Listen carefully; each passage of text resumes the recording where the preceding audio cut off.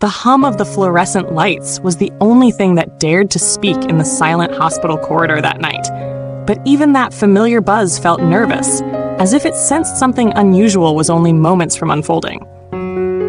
The night shift had only just begun, but already the air carried a tension that no one could name, the kind that makes even seasoned nurses glance over their shoulders for no good reason. And yet, down in the farthest room of Ward C, where the quiet went deeper and the shadows stretched longer, a love story neither expected nor sought was waiting to be born, one that would challenge every rule, every fear, and every wound both seen and unseen. It started with the door. Room 317. It always seemed closed a little tighter than the others, like it was guarding secrets instead of a patient. Nurses whispered about the man inside. The man with no visitors, no flowers, no family photos on the bedside table. A ghost in a hospital gown. Some said he preferred it that way. Others said he barely spoke.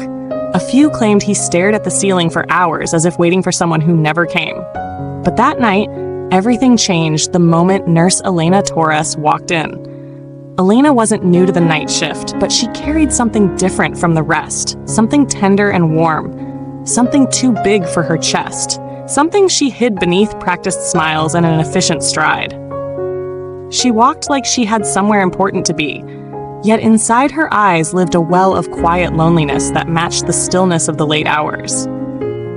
She didn't know it yet, but she was about to meet someone whose silence echoed her own. Her first glimpse of Room 317's patient happened exactly 2 minutes past midnight, when she pushed open the door and found him awake, sitting upright against the pillow, watching her with an expression she couldn't read.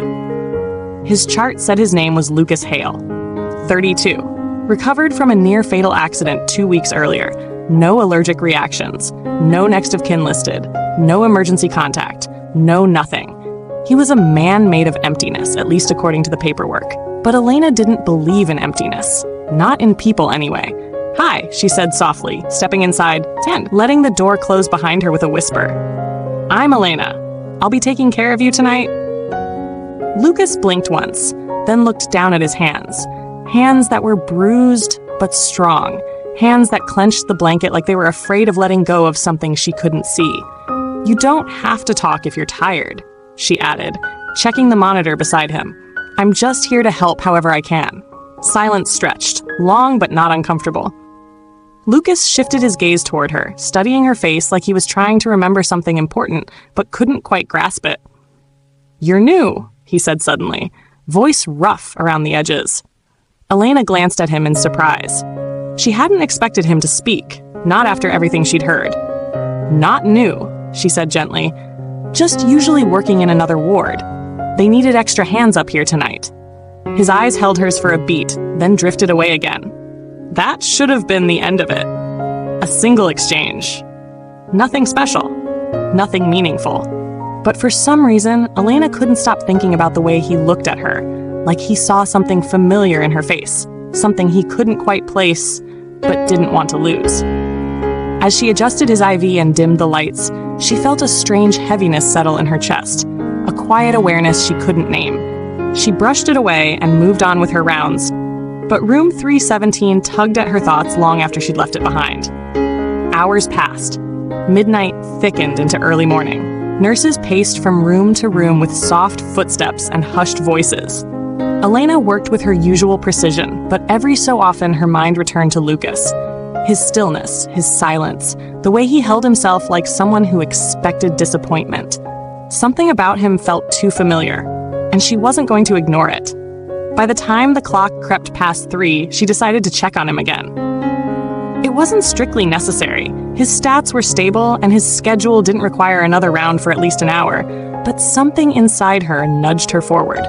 Room 317 was dark when she entered, lit only by a sliver of hallway light sneaking through the half-open door. Lucas didn't move as she approached his bedside, but his eyes were open, quietly waiting. "You're awake," she whispered. "Couldn't sleep," he murmured. She nodded. "Night shifts get to you like that." He didn't answer, but she noticed the corner of his mouth pull just slightly. Not quite a smile, but not its opposite either. She checked the monitor again, though she knew it more than necessary. Lucas watched her hands as she worked, like he was memorizing the shape of them. "Do you ever get tired?" he asked suddenly. Elena looked up. "Of what?" "The night," he said. "The quiet. The everything."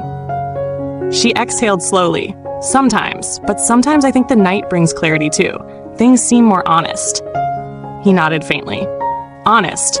I guess that's one word for it." A short silence passed before she said, "If something's bothering you, it's okay to tell me."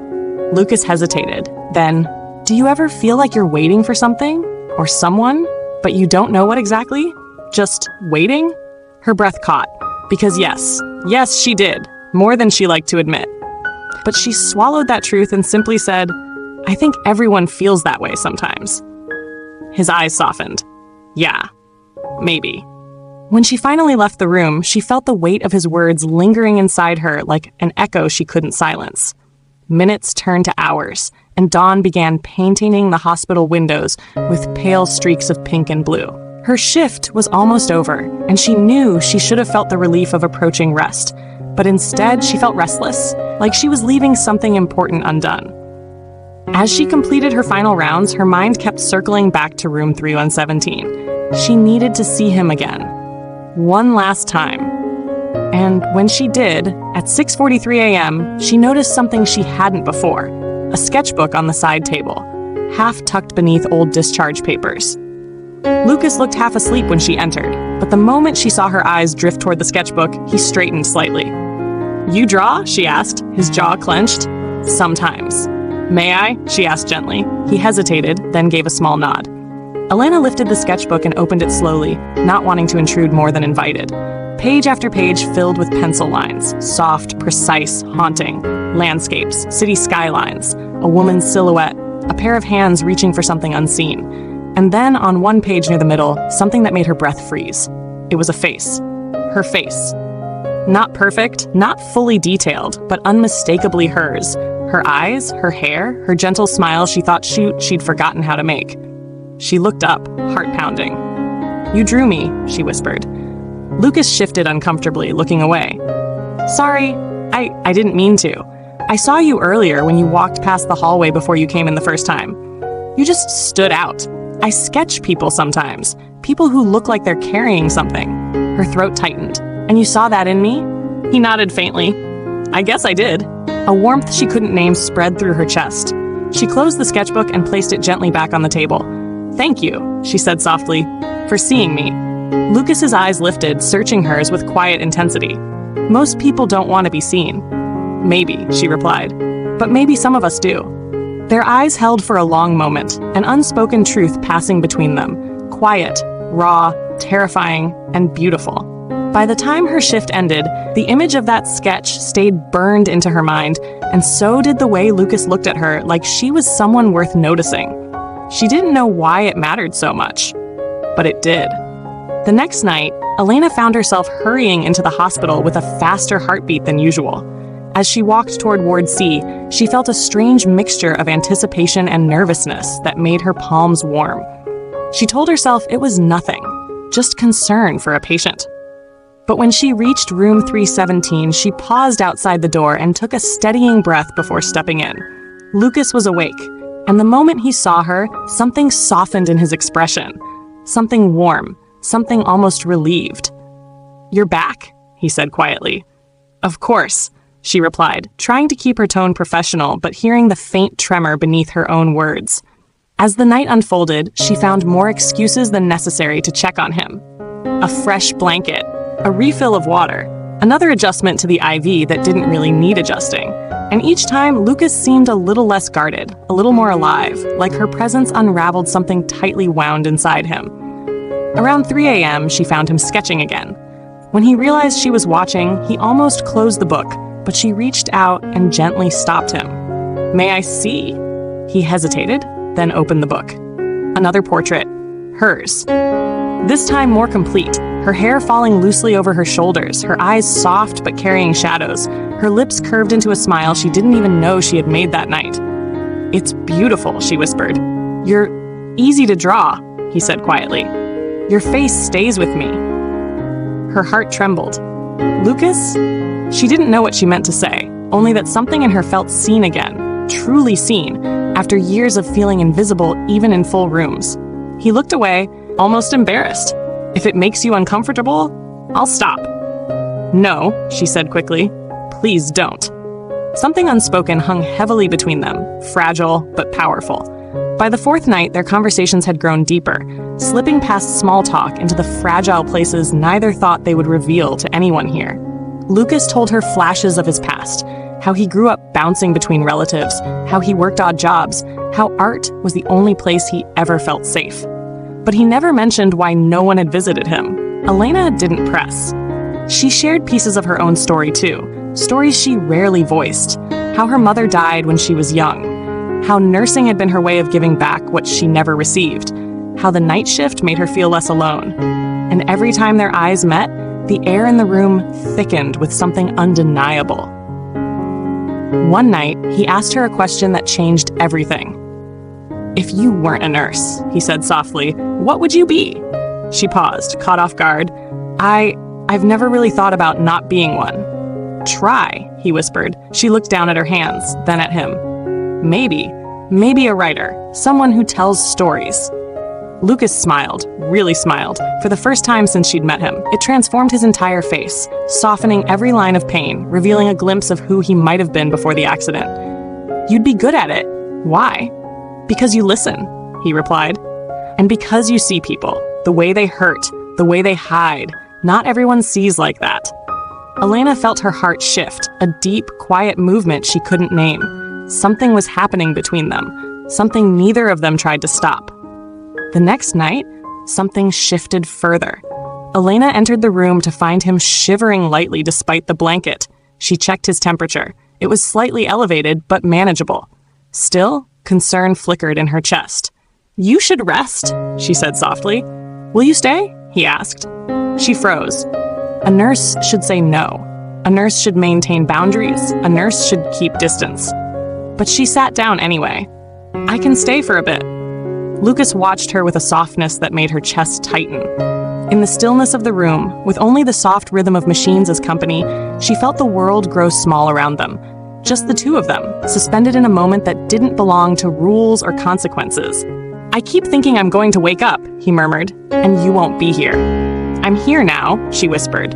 "Will you be here tomorrow?" Her breath caught. "If you want me to be." He nodded faintly. "I do." She reached out before she could stop herself, placing her hand gently over his. His skin was warm, his fingers trembling slightly before curling around hers with fragile trust. In that moment, something irrevocable passed between them, and everything changed. But with change came danger. Elena didn't notice the first whispers among the staff. How could she? She was too busy trying to hide how her pulse quickened every time she approached room 317. Too busy pretending her visits were purely medical. Too busy pretending she hadn't crossed a line. But people notice things, especially unusual things. And people talk. By the end of the week, 2 nurses exchanged glances whenever she walked by. A doctor raised an eyebrow when he saw her exiting Lucas's room for the 4th time in an hour. A supervisor asked if everything was all right in Ward C. Elena felt the pressure closing in, but her heart refused to pull back. One night, she entered Lucas's room with a heaviness in her chest. He noticed immediately. "What's wrong?" he asked. "They're watching," she murmured. His expression darkened. "Because of me." "No," she said quickly. "Because of me. Because I care too much." Lucas swallowed hard. "Is that a bad thing?" "It can be," she whispered. "For us." For a long moment, neither of them spoke. Then Lucas said quietly, "You know I have no one, right?" Elena blinked. "What do you mean?" He exhaled shakily. "No one is coming for me. No one's checking in. I don't have anyone on the outside. That's why there are no visitors. It's not some mystery. I don't matter to anyone." Her heart broke. "That's not true," she said fiercely. He looked at her, eyes raw. "It feels true." "Lucas," she whispered, stepping closer, voice trembling. "You matter." He held her gaze like it was the only steady thing in his world. "To you?" he asked. She wanted to deny it. She wanted to tell him they had boundaries, roles, responsibilities. But lies felt too heavy. "Yes," she whispered. "To me." Silence wrapped around them. A silence filled not with emptiness, but with everything they couldn't say out loud. He reached for her hand, not forcefully, just gently, like he was asking permission. She didn't pull away. His fingers intertwined with hers, warm and trembling. "Elena," he whispered, voice breaking, "I don't want this to end when I leave here." Her heart surged, painful and hopeful all at once. "It doesn't have to," she breathed. But even as she said it, fear coiled in her stomach. Hospitals had rules, strict ones, consequences that weren't gentle. Still, she held his hand tighter. During the following nights, their connection deepened into something neither could deny. They talked for hours about dreams they never shared with anyone else. Lucas sketched her again, this time with a softness so intimate it made her chest ache. And each night, she found herself counting the minutes until she could step into room 317 again. But love, real love, doesn't come without storms. And theirs was approaching. One morning, after an especially long shift, Elena was summoned to the supervisor's office. The moment she saw the closed blinds, her stomach twisted. "Sit," her supervisor said gently. Elena did. "We've noticed," the supervisor began carefully, "that you've been spending an unusual amount of time with a particular patient." Elena's pulse spiked. "It's part of my..." "Elena," the supervisor interrupted softly, "you're a good nurse, one of the best, but this could jeopardize everything you've worked for." Elena lowered her eyes. "I'm not doing anything inappropriate." "We know," the supervisor said kindly, "but it doesn't have to be inappropriate to be questionable." Elena left the office with fear curling around her heart like tightening vines. She should have stepped back. She should have protected her career. She should have pulled her feelings up by the roots. But that night, when she entered room 317 and saw the way Lucas's face lit up just slightly, she knew she couldn't. Not now. Not after everything. He noticed her expression instantly. Something happened. She closed the door softly. "They're watching us closely now." Lucas's jaw tightened. "Because of me." "No," she said, "because of us." "Do you want me to stop?" he asked quietly. "Talking to you? Drawing you? Seeing you?" Her heart clenched painfully. "No, I don't." He exhaled shakily. "Then I won't." They stood there, between fear and longing, between rules and desire, between what was allowed and what felt inevitable. "I need to be careful," she whispered. "I know. But I don't want to lose this, whatever this is." Lucas looked at her with a depth she'd never seen before, a depth that told her he understood exactly what he stood to lose. "You won't," he said softly. "Not if I have anything to say about it." And then, with a quiet courage she didn't know he possessed, he added, "Elena, I think I'm falling for you." Her breath trembled. "I think I'm falling for you too," she whispered. The world felt like it stopped, just for them. Their hands brushed. A spark, fierce and fragile, passed between their fingertips. But before either could say another word, voices echoed down the hallway. Footsteps approached. Elena stepped back quickly, heart pounding. "We'll figure this out," she whispered urgently. "I promise." And then she slipped out of the room before anyone saw. The next nights were delicate. Every glance, every smile, every whispered conversation was hidden behind caution. Elena limited her visits, but Lucas could feel her presence even from the hallway. He said he could hear her footsteps, that he recognized her voice even when she was speaking to other patients. And as the days passed, something else changed. Lucas grew stronger. His color improved. His breathing steadied. His wounds healed. Soon, talk of discharge began. It should have been good news. But to Elena, it felt like a countdown to heartbreak. One night, close to dawn, he looked up at her with fear in his eyes. "What happens when I leave?" he asked. She swallowed hard. "We'll handle it." "How?" he whispered. "Outside this place, you're a nurse, and I'm just me." "You're not just anything," she said fiercely. He shook his head. "You know what I mean." She did, but she wasn't ready to lose him. Not like this. So she said the only truth that mattered, "I want you in my life." Lucas stared at her, stunned. "Elena, we'll figure it out," she whispered. He nodded slowly, eyes shining with a hope so fragile it made her want to protect it with everything she had. The night before his discharge, neither of them could sleep. Elena sat beside him in the dim room, their hands intertwined beneath the blanket where no one could see. "Do you believe in fate?" he asked softly. She thought for a moment. "I believe some people are meant to find each other." He exhaled shakily. "Even in places like this?" "Especially in places like this." He smiled, a small, aching smile. "You saved me. As your nurse, she corrected gently. No, he whispered, eyes full. As you. She felt tears sting her eyes, but she blinked them away. You gave me something to hold on to, he continued, when I thought I had nothing left. She squeezed his hand. You gave me something, too. What? A reason to feel again. The morning sunlight crept into the room like a shy guest. His discharge papers lay on the side table. His bag was packed. His bed looked too empty already. Elena stood with him at the doorway, her heart twisting painfully. They couldn't touch, not here, not now, but their eyes spoke everything their hands couldn't. Will I see you again? He asked softly. Yes, she whispered. Tonight? His brows lifted in surprise. There's a coffee shop 2 blocks from here, she said. 7 o'clock. Lucas stared at her like she had just given him the world. I'll be there. She smiled. A real, unguarded, beautiful smile. And he left. Elena finished her shift in a blur, every minute dragging, every second aching with anticipation.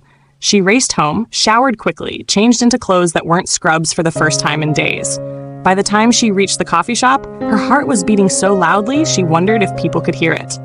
But then she saw him, Lucas, standing outside, waiting. The moment he saw her, something in his chest broke open into the softest, most relieved smile she had ever seen. You came, he whispered. Of course I did. And for the first time, without walls, without rules, without fear, he stepped toward her.